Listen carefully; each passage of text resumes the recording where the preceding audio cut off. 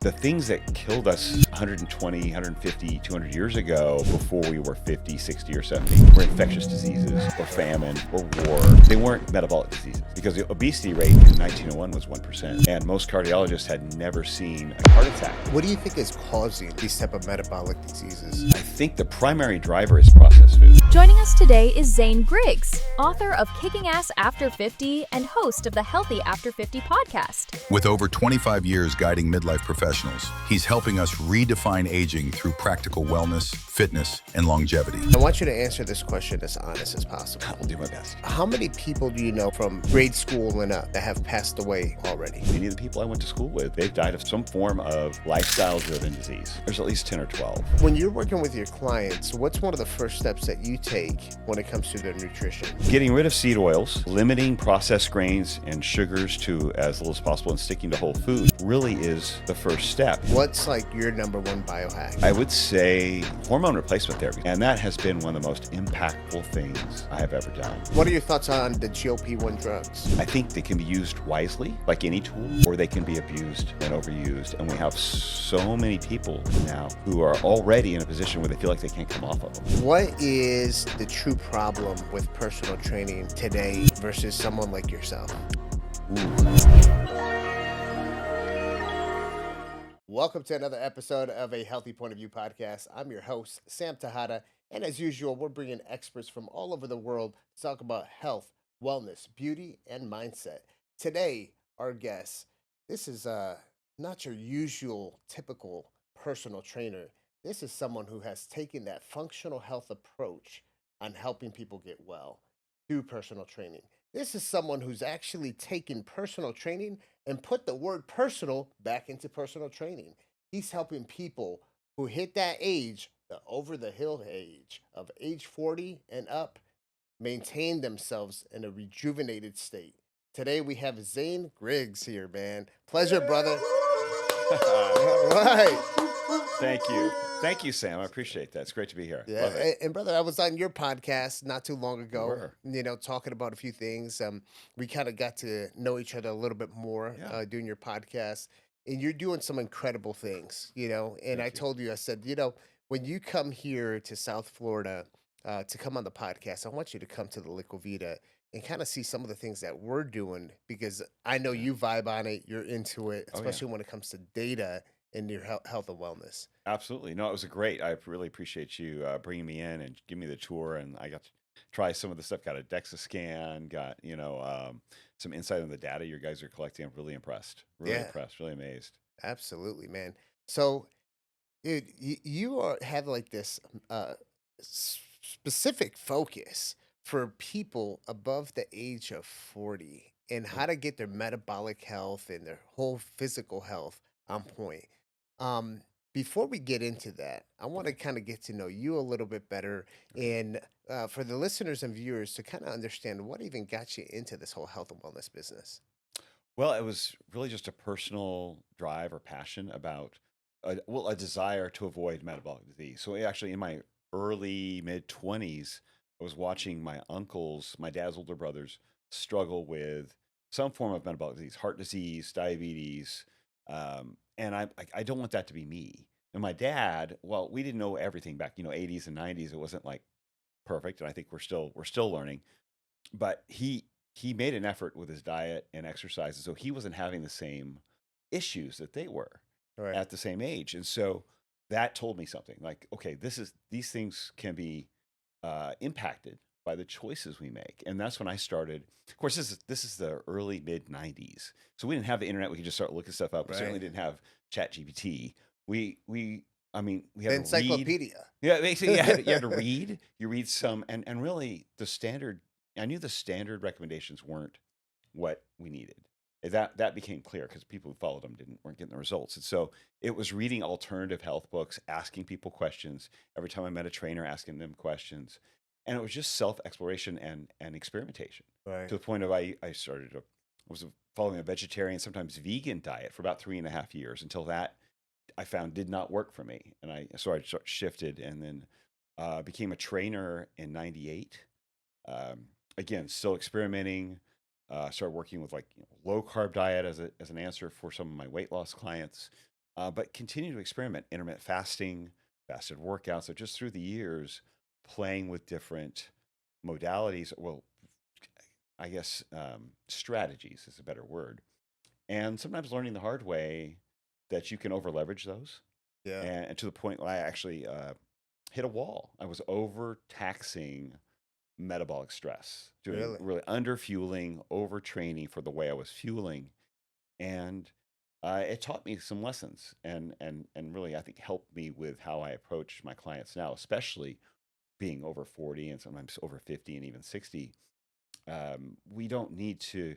We don't always need to pound ourselves in the pain. Like when we're 20s and 30s, we can kind of hit things hard, diet harder, work out harder, and then we can have some some quick effects from that, but we rebound faster. Right. Over 40, not so much. Those things can actually have a negative impact. That's what I found. And so it's been a journey of self-experimentation, working with clients one-on-one, which really challenge ideas. May work with you for a time, but someone else, may work with the first three people, and then the fourth and fifth, it doesn't. And then you have to go back to the drawing board. Yeah. And Yeah. so that's been kind of my experience the last 27 years professionally. A lot of experimentation, learning from mistakes, moving forward, and but I've enjoyed it. Yeah. I've enjoyed it. And it really takes that type of effort to really understand what's going to work, what isn't going to work. Hmm. Now, you said you did the whole vegan thing for about 3 years, Hmm. right? You eat meat now? Oh, a lot. Yeah. How was it for those 3 years? Because in all reality, man, I'll be honest with you, I don't know how I would do being a vegan. And I grew up. My father was a vegetarian. Okay. I've never seen him eat meat. He eats fish and stuff. But I don't know if I could actually do that. It was a challenge, I think. At first, you have this cleansing feeling, right? You have this because it's a change, and your body responds to change with. Sometimes you have more energy, sometimes you don't. It just depends on, what that changes. Sometimes you feel the negative effects right away, and sometimes it takes a while. Mm, And for me, it took a little while, but I lost a lot of my college muscle when I started doing that. I lost a lot of my weight that I'd built up, the muscle weight I'd built up. This was probably about 23, 24. I was hungry pretty often, but I learned how to cook. And that's the thing. I had to learn to prepare my own food. I was right. making my own almond milk, blending up almonds, adding Oh, water, wow. banana, because it wasn't in the stores then. This was very kind of, it wasn't as common as it is now. Right. It was Right. it was trendy at the time in some circles, but it was you really had to, if you wanted to do it healthy. I knew I didn't want to eat processed food. Right. So it one thing I learned from it was food. I learned about food, like looking at combining beans and rice and every day to try to make get the protein I needed. And this is like way back in the day where This things were not readily available like today. Right. No, you didn't have Yeah. vegetarian options at every No. restaurant like you Right. do now Yeah. at all. And so again, it made me pay attention. I was being mindful about my health, and this was even though I think it was going the wrong direction, but it was part of my journey. And so Right. I can look back and say, oh yeah, that was probably not ideal. I should have learned a little quicker. I should have figured that out a little sooner, but it was still part of my journey. And so it led me to where I am now. Yeah. And Zane, I mean, becoming a personal trainer back in the 90s, I mean, this is like the years of like all the big bodybuilders like Arnold Schwarzenegger. I remember like back then it's like the Flex magazine, Muscle and Fitness, Right. which was a different environment. It wasn't what it is today. It was actually very small, you Yeah. know.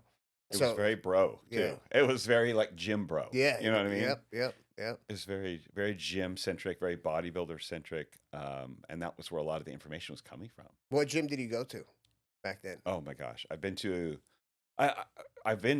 worked in Golds. I've worked in, what was that? The one that came after Golds. I can't even remember now. A few chains. Bally Total Fitness? Bally's. I never made it to Bally's. I was out in Nashville, and we had a few of the standard chains, and then I ended up in like a private gym.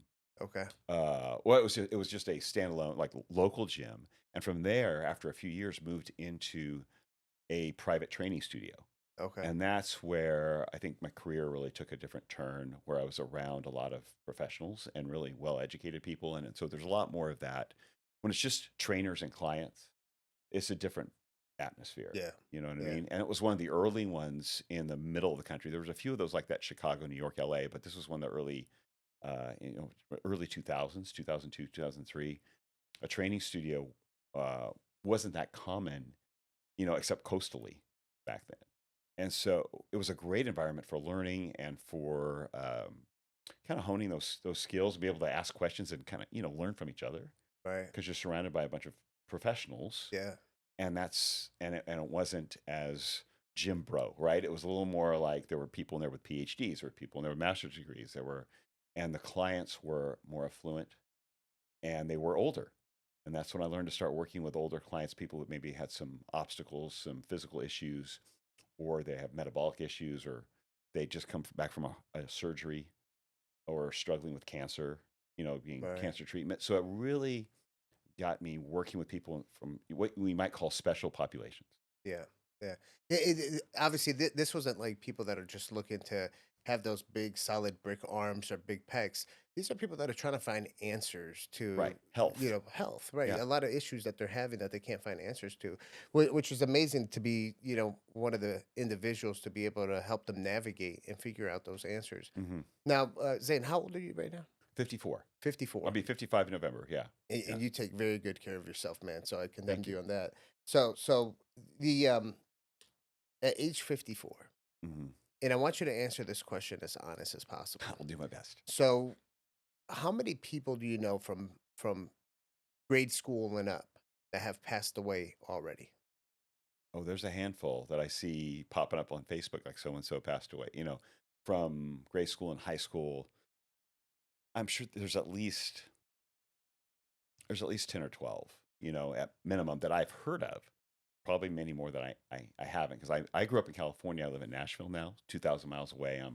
I'm a little more removed, Right. but I have seen that many of the people I went to school with, they've died of some form of lifestyle driven disease. Yeah. And there's a reason why I asked that question Yeah. is because in my 30s, I've had people that I went to grade school with and I'm not talking about, dying from a tragic car Right. accident or something like, okay, those things happen. I'm talking about people having heart attacks, Yes. so, type 1 diabetes or type 2 diabetes, Right. late adult onset diabetes and letting it get out of control type of deal where eventually they get legs amputated or, they eventually end up, dying. hmm So, when we talk about you taking care of your clients that are 40 and over, hmm there's a reasoning behind that. And there's a reason why you've decided to put emphasis on, that age group because I know if I've seen it, you've seen it, especially at the age of in your Oh yeah. 50s. So, um, when you hear about those individuals around your age group that are already dying this early, how do you feel about that? Oh, it's sad, but it's exactly what, if you will, scared me into this passion or this line of discovery, was watching my uncles struggle with these things in their 50s and 60s, and so it I know it's unnecessary. I don't believe it's genetic, because the things that killed us 120, 150, 200 years ago, before we were 50, 60, or 70, were infectious diseases or Right, famine or war. So they weren't metabolic diseases. right, These metabolic diseases are new to us in the last 100 years or so, because the obesity rate in 1901 was 1%. And most cardiologists had never seen a heart or a heart attack, even in the early 1900s. In the 1930s, the type 2 obesity rate was 0.3%. A third of a percent of the population struggled with type 2 diabetes. Drastically different than now. right. So we have brought this on ourselves. And that, while it should be empowering, it's also sad to see that through, whether it's misinformation, confusion about what is, really the right way to go, which choices to make, or just neglect, it's sad to see someone's health decline that rapidly when it didn't have to. Right. You know, and it was through their own choices. What do you think is causing these type of metabolic diseases? I think the primary driver is processed food. Mm, And if we correlate when we started creating and distributing processed food at scale in this country, it correlates very well with the rise of obesity, type 2 diabetes, and heart disease which starting, I would say, probably right around early 1900s, maybe 1920, we see all of those things starting to increase, and then rapidly increase after 1970, when we really started seeing a lot more processed food, and we stopped processed food entering our food system, a lot more seed oil usage in restaurants. After that point, people switching from tallow or butter or coconut oil to canola, soy. Um, Cottonseed oil is the original Crisco. So when we started using these processed and manufactured foods and replacing home cooked foods with or home cooked meals from foods you would find on a farm, Right. you know, that's when we see this level of disease increase. You're right about that, man. And the other day I went to the grocery store and I'm standing at the front. Hmm. I'm actually getting a few scratch off lottery tickets. And I look at the grocery store, cashiers are up there up front. And I just looked at the grocery store and I started thinking to myself, I was like, man, everything that's in sight right now is all like processed foods. Yeah. There's really only like about 10% of the store that's actual like whole foods. Mm. And it's scary because today there's a lot more awareness about it, right? Where we live in in this world of so much ultra processed food. Hmm. So I understand that we built cities and a lot of these food deserts, if you will. Hmm. But what would be your recommendation for people who says, eating, the whole foods and all of the non-processed foods is difficult? Yeah, that's a great question. I know there are people trying to solve that. I don't know that I have the best answer for what they would do, but I would say, uh, I mean, the whole food, whatever it uh, is going to be better for you than the best looking, the best marketed, the most healthy labeled processed food. We have indigenous, or let's say indigenous tribes or groups, people groups, cultures all over the world that have lived on. We have historic record lived on for centuries or even 1,000 or 2,000 years more on just a few with very few resources in their area. So like they're living primarily maybe on corn and beans and rice, you Wow. know, or they're living in an area where they have maybe it's just they have some fruit, coconuts, and fish, or you have in Papua New Guinea or New Guinea you have it's really what they can find. Really, like hunt and gather. They have a 90% plant-based Right. food, which I wouldn't say is ideal, but they don't have metabolic disease. They don't have heart disease. They don't have, because they're living from the limited amount of foods they have around them. They're Right. not eating processed food.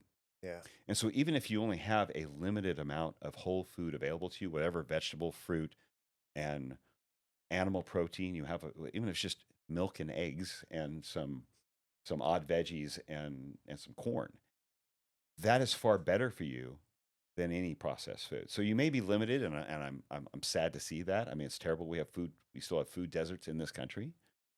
But if your health is valuable to you, then you may have a hard choice to make, but it's still a clear choice. The processed food is what's driving disease. Right. You have to really work with what you have, You do. right? Even if it's only, and this actually takes me back to like my bodybuilding days, Hmm. where I remember, and it wasn't the healthiest thing for me to do it, but I was able to maintain my health and also my physique with eating like a handful of different ingredients. When I did bodybuilding, I remember I was just like, chicken, steak, asparagus, broccoli. It was very simple, but Hmm. you know, there's a discipline that had to go behind it to be able to eat like that to achieve my certain goals. What I'm getting with to that is how you said in certain areas, and this is all over the world, there's only certain foods that you would have access to Right. where it's not this ultra processed food, which when it goes into your body, your body doesn't even know how to identify this thing. It's trying to figure out how to even break it down with Yeah. the stomach acids and everything else, and then let alone how is it going to absorb a lot of these chemicals that are in there.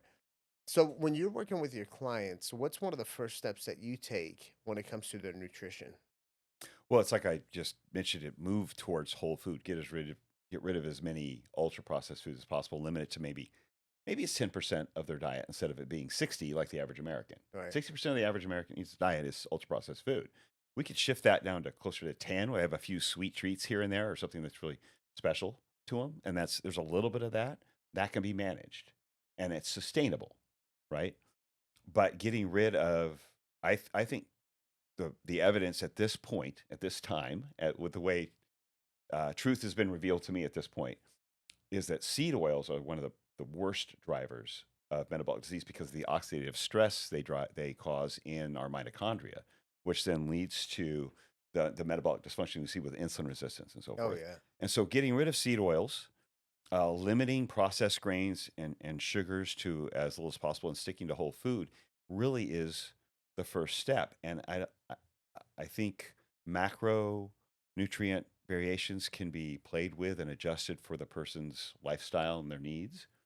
But if we can stick to whole food, we have we have made a huge stride in the right direction towards healing that body. And if you get out of your body's way, it will heal itself. I agree. I agree. Zane, with your clients, are you utilizing any kind of data tools to kind of really understand how their health is performing? It varies. I mean, I like some sort of sleep wearable like Aura or Whoop just to get some sort of feedback to see if that is an issue. Yeah. I like I try to start with foundational things like diet, exercise, and sleep, right? Right. And so if sleep's on, look at diet. If diet seems to be a struggle, let's track it. I have had a few clients with wear a CGM for a time if they were struggling with, like, I know they were on the edge of either, what we say pre-diabetic or had some sort of metabolic disease or diabetes, then we can get an eye on how that's fluctuating, where it sits most of the time, like where that blood sugar tends to lie even when they're fasted Right. and relaxed, whereas because stress can raise your blood pressure or your blood sugar. I mean, even driving through traffic or having an argument can raise your blood sugar because that's stress related, right? Right. But getting some eyes on that for a time just to see how their body's working. But it's primarily I look at tracking what they're eating, how they're sleeping, and then from there I look at blood work actually. So my favorite data is looking at blood work like a metabolic panel, hormone panel. Something that a lot of doctors don't add to a metabolic panel is fasting insulin. So getting eyes on fasting insulin, uh, the full thyroid, so T3, not just TSH and T4 like many doctors look at, but let's look at T3 or maybe reverse T3 in case there's some inactive thyroid going on because of dieting, over dieting, under eating, or just poor nutrition. But fasting insulin, I think, is a great preventative marker that so many doctors aren't looking at, and many times my client hasn't heard of it because their doctor doesn't know how to read it. So I said, just ask your doctor to add it to the blood work Right. if you need to. But so metabolic panel with the fasting insulin, hormone panel with thyroid, and looking at the sex hormone. So at this point, after 40, we're looking at testosterone and free testosterone. For women, obviously estrogen and progesterone, just to at least get eyes on it, depending on their age. But I think even at 40, getting eyes on a baseline to see when things start changing. And I can see a lot from that because if those are off, sometimes they can be in fact impacted by their lifestyle, but their lifestyle changes, even if we make the lifestyle changes, and there's something hormonally that's off, let's say with sex hormones are just declining because of age, well, they're gonna have a lot harder time finding results than if we can optimize those with maybe some sort of hormone replacement or making some adjustments to the way they're eating when it comes to thyroid. And still, when they make those changes, they're going to have a better response, which is going to be encouraging to them. Yeah. I don't do a lot of wearables with my clients, but I like the sleep. But I think the blood work is where I get most of my data. Why do you like to sleep? Well, sleep has a big impact on hormones like insulin and hunger. So if your sleep's off, if someone's only getting 4 to 5 hours of sleep a night, that's going to elevate their insulin levels, elevate their stress hormones, so cortisol, even adrenaline and glucagon would be elevated because they're trying to compensate for the lack of rest, which is actually those stress hormones will elevate your blood sugar. Mm. They're gonna trigger the liver to release more glucose into the bloodstream to compensate for energy, um, and just because it feels run down. It's like we got to keep going. And most of those people are also very, especially my clients, tend to be type A, very driven. Whether they're tired or not, they're going to keep going. Right. And so, helping them understand how that sleep and how they eat and their stress level is actually impacting their metabolic health is much easier to do when I have data on it. Yeah. And so if I could tie together, okay, sleep's high or sleep was bad, your blood sugar was probably higher, and so how did you eat that day? Were you hungrier? Were you reaching for the donuts? Were the things you don't normally eat seem to be crying out to you because you had elevated insulin and stress levels, and your body was trying to calm those things down? So tie habits together with data.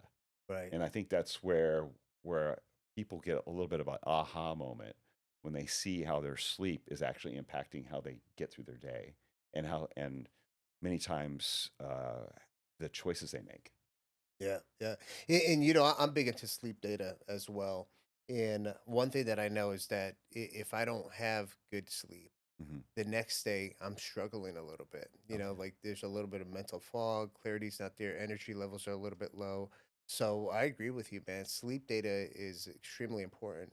Now, Zane, the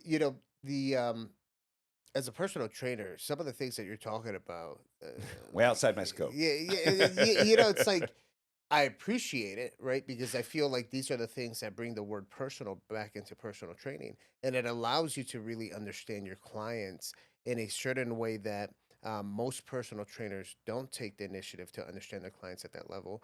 Are you doing things also like body composition analysis on your clients? I not on a regular basis. No, if I can get them to go get it, I will. Okay. But I mean, I mean, obviously, I don't have a medical degree, so it's not. I don't have a facility that I'm working closely with for that kind of data. I encourage them to get it, but generally, like if they're losing weight, they can see a difference in their clothing. Right. Um, but I look long term. I look at the data on their blood work. So is fasting insulin coming down, thyroid balancing out? Are they feeling better? Are they seeing results? But no, I that's probably one area where I could probably create a little bit more. Um, I think maybe incentive to my clients. They can say, okay, now we got 3 months. We're gonna change this body fat number, Yeah, right? yeah. That would be a great add-on. But no, we don't have as much access to that where I am, Yeah, yeah, believe it or you're not. you're in over there in Tennessee. So say that what you're doing with your clients though is it's different than a lot of other personal trainers.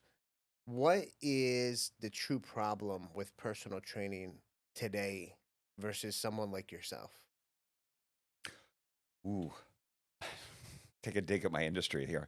I No, think, because obviously you see the good and the bad, and every industry has bad actors, right? Where they're kind of doing it just for the money. Obviously, you're very passionate of right. really taking care of someone's health, and you want to see the results, and you're doing things to be able to actually, have the data, the objective data Hmm.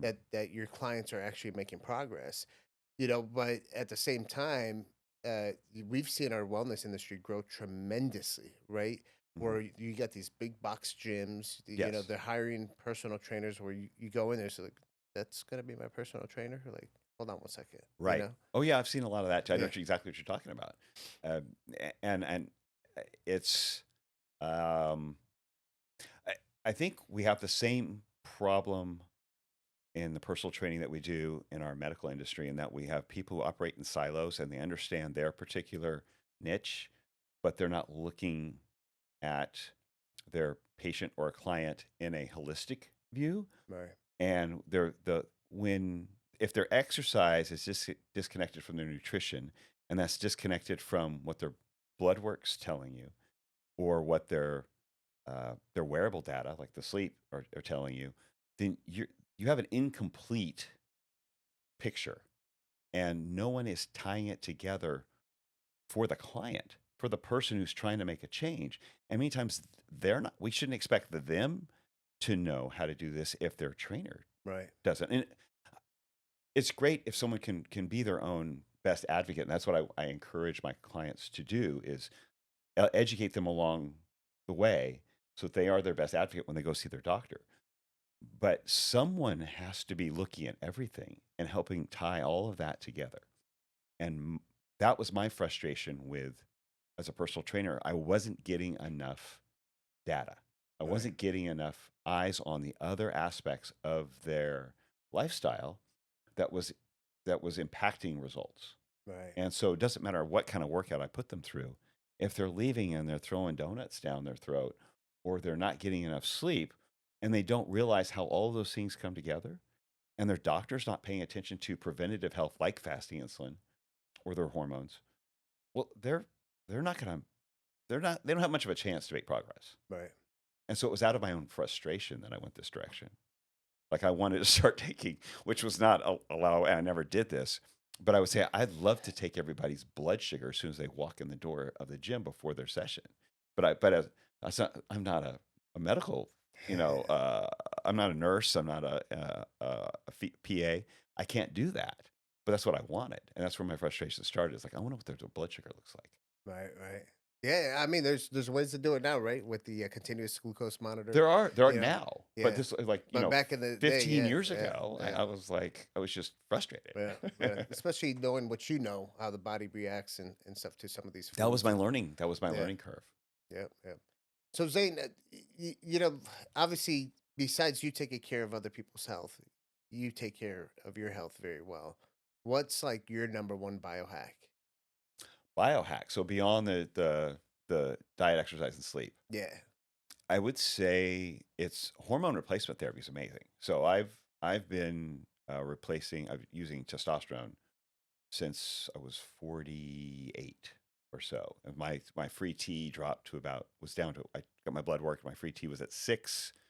Total was, I think, just below 500. And in talking to the doctor, and knowing enough about how that worked, I realized there's no lifestyle change I can do that's going to significantly impact this. Like Right. if I could make a 10% or 20% change, while that would be a significant change from a lifestyle adjustment, it would be significant in terms of the number. Meaning Right. my free T up to from 6 to 7 is not that impactful. Right. Right. And so knowing what I knew about, the research on it, the preventative nature of hormone replacement with preventing metabolic disease, we're seeing more and more of that come out now. That was a hard decision for me because I thought I could, it was a little bit of ego. It's like I wanted to be able to do these things naturally, with diet, exercise, and sleep. But I came to the conclusion I couldn't. And so I had to decide, am I going to be better off adding testosterone to my list? Right. And that has been one of the most impactful things I have ever done as far as beyond my personal habits. You feel good. Feel great, Amazing. the brain fog, the motivation, the creativity. It was like I had the mental energy back. It's like shortly after doing that, after starting with testosterone, I think within a year, I'm like, I'm going to write a book. And I started writing a book, and I was basically getting myself out of a little rut. You got your mojo back. I got my mojo back. It's not about, and I hate that there's a stigma around it where people think there's some young guys using it for just putting muscle on, and they don't need it. They have great testosterone, and they're using a large amount of it Right. for, like you would a steroid. Mm-hmm. And that's not the same as hormone replacement. And so we're trying to bring Right. it back to a more optimal place, right? Not Right. instead of being normal for your age, be optimal like you were at 25 or 30 Yeah. in that particular, measurement, in that testosterone. So it's about optimizing your health and getting back some of that drive.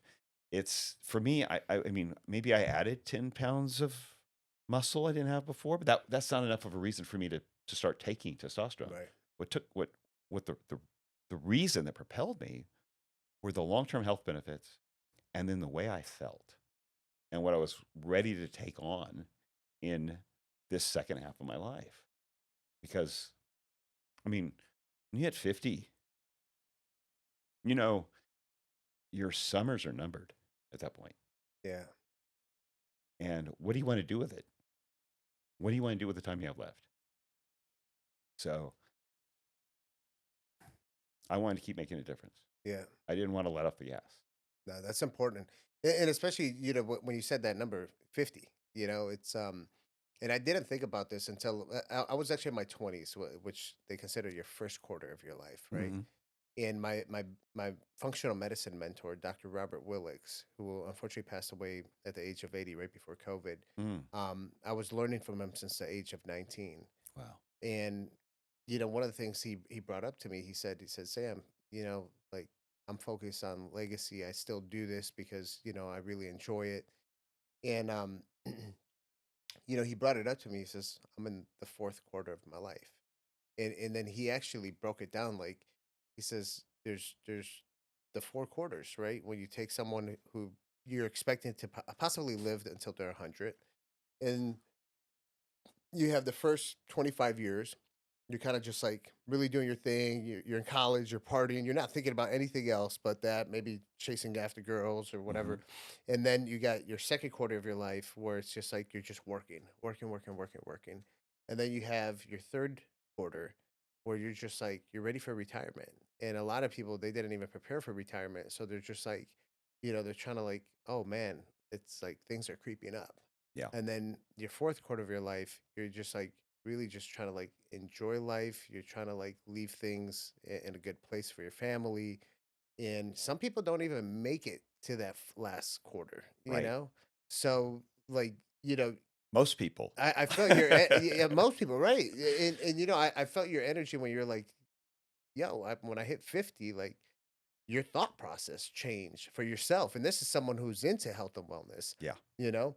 So I want the listeners and viewers to kind of understand this. This is coming from someone who's a health and wellness expert who even you are saying, man, I got to do something more, to help more people and do, Absolutely. I don't think retirement for many of us, I would say you're this kind of person too. Retirement doesn't sound appealing. Like you don't maybe want to stop making impact.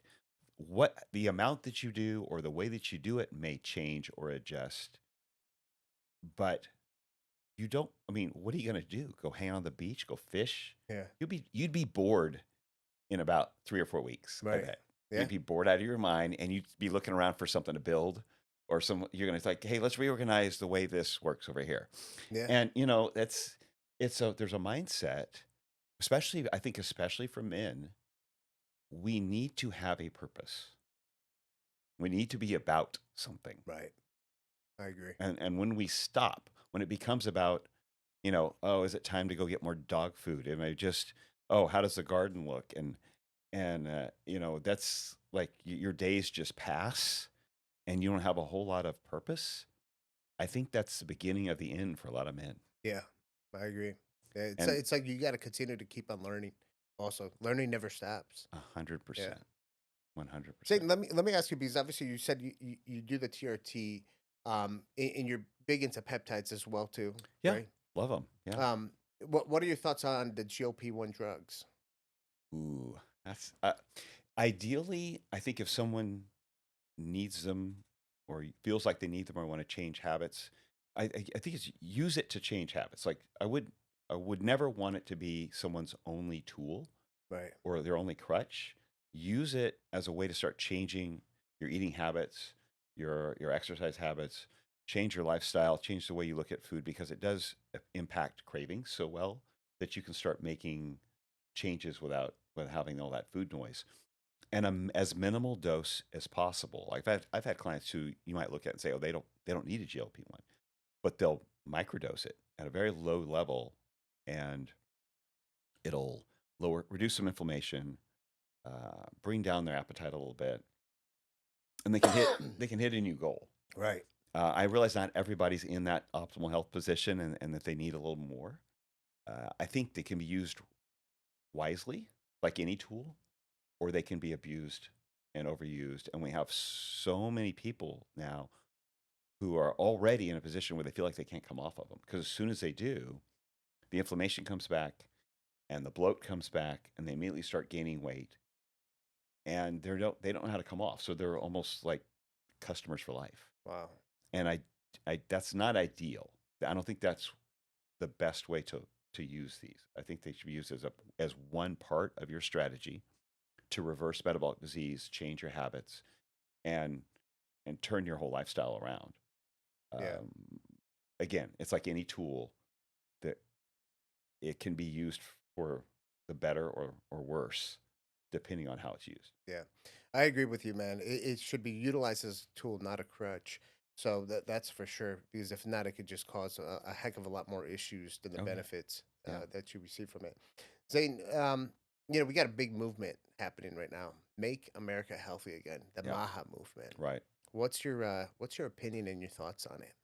You know, I thought it would be another decade before I heard people mention things like seed oils and red dye and whatever the food chemicals that we have in that are in our process, all the processed food, those haven't been mentioned in the public, like on the news, before Congress, in any kind of way other than alternative health influencers until now.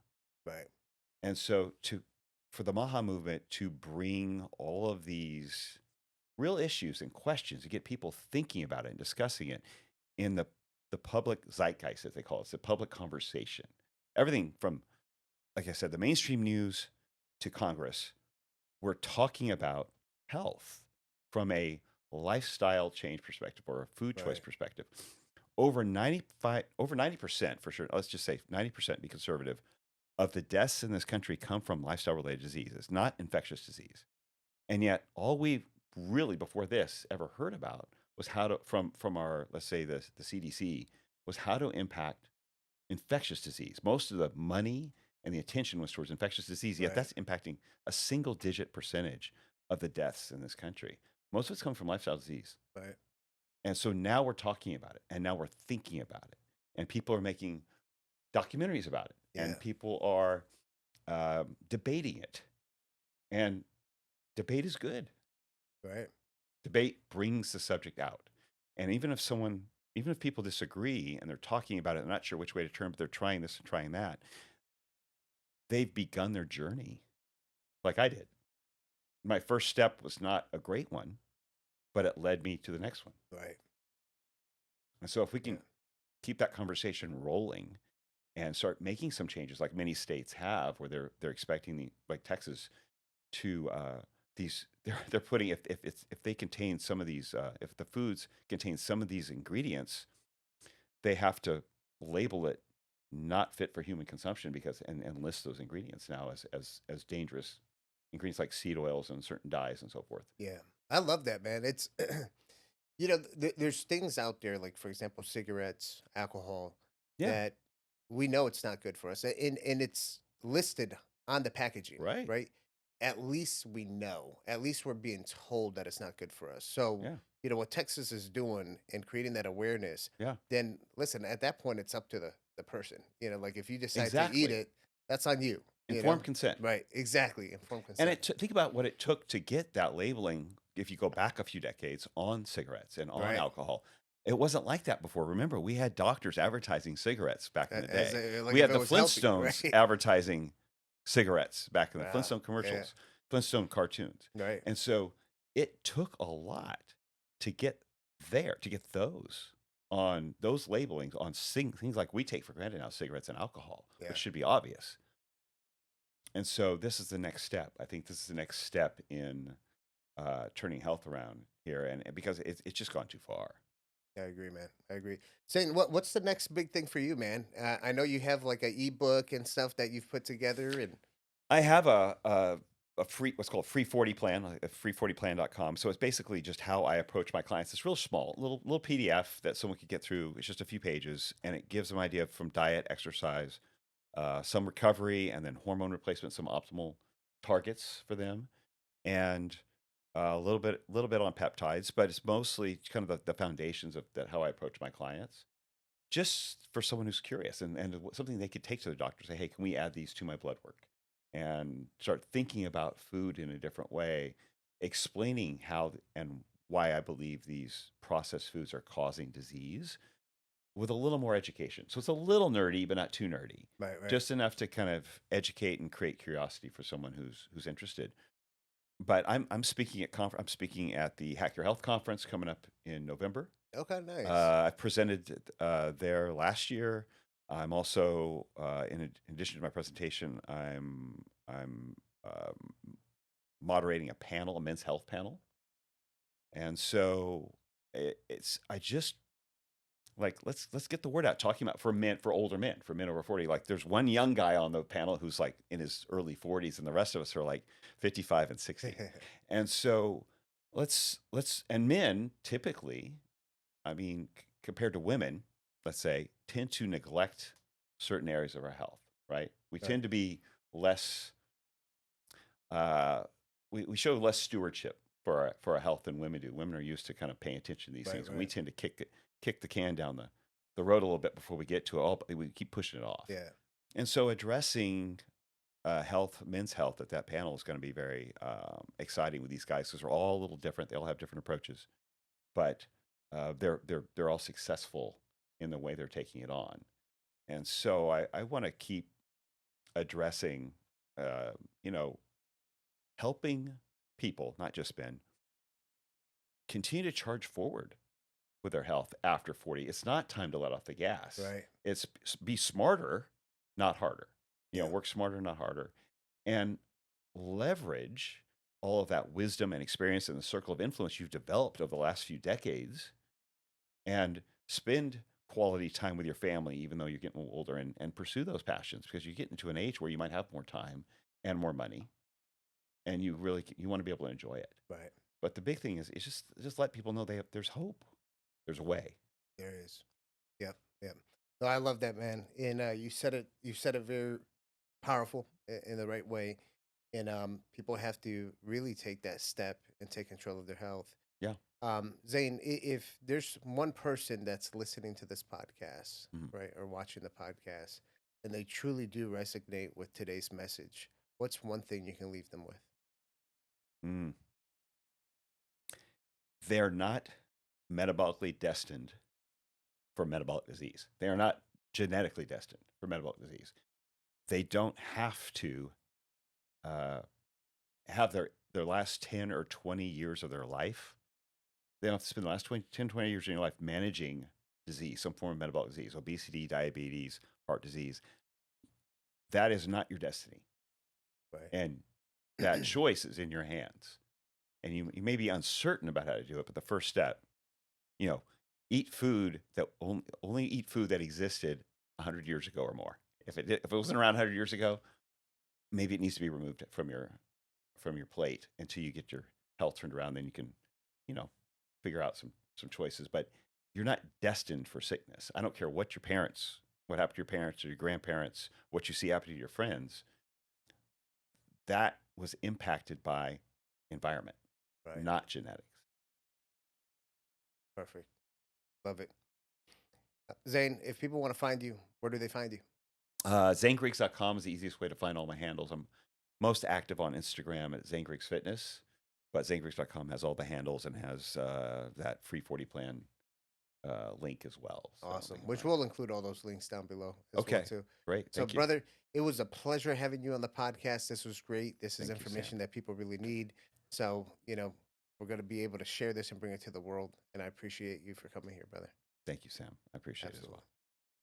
well. Guys, as you heard Zane say here, metabolic disease does not need to be your destiny. Take control of your health. Remember, your age is just a number. We don't have to age or blame things because we're aging. It's not the excuse of why you feel the way you feel. Take control of it. There's ways to do it. Download the ebook that he has, learn about it. Make sure you share this, subscribe, like, do all that fun stuff, and we'll see you for the next one.